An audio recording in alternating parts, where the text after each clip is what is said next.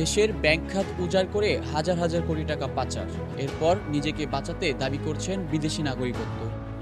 এসালাম গ্রুপের কর্ণধার সাইফুল আলমের এমন কাণ্ডে এবার কঠোর প্রতিক্রিয়া জানালো বাংলাদেশ ব্যাংক।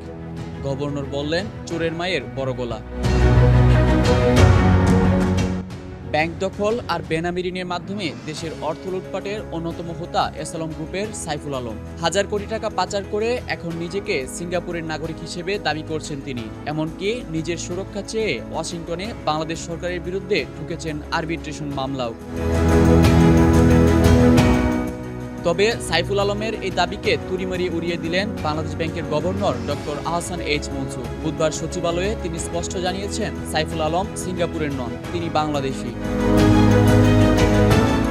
গভর্নরের যুক্তি সাফ, সাইফুল আলম বাংলাদেশের একাধিক ব্যাংকের পরিচালক ও চেয়ারম্যান ছিলেন। বাংলাদেশের আইন অনুযায়ী দেশি নাগরিক না হলে কেউ ব্যাংকের চেয়ারম্যান বা পরিচালক হতে পারে না, তাই এখন বিদেশি সাজার চেষ্টা একেবারেই অমূলক। গভর্নর বলেন, আমাদের বিরুদ্ধে ওয়াশিংটনে এসালাম আরবিট্রেশন ফাইল মিউটেশন করেছেন, আমরা মামলাটা লড়ব। চোরের মায়ের বড় গলা, তিনি বাংলাদেশি না হলে কিভাবে চেয়ারম্যান ডাইরেক্টর হন? বাংলাদেশের জন্য বড় সুযোগ। সাইফুজ্জামান মামলা না লড়াই সরকার সুবিধাজনক অবস্থানে আছেন, যা টাকা ফেরতের পথ সহজ করবে।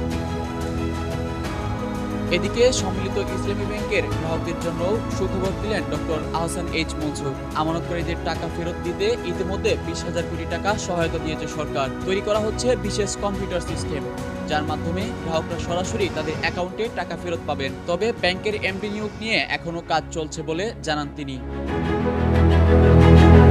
সরকার যে লুটেরাদের ছাড় দিতে নারাজ এবং আইনি লড়াইয়ে প্রস্তুত, গভর্নরের বক্তব্যে মিলল তারই কড়া বার্তা। ডেস্ক রিপোর্ট, অর্থমানিত সংবাদ।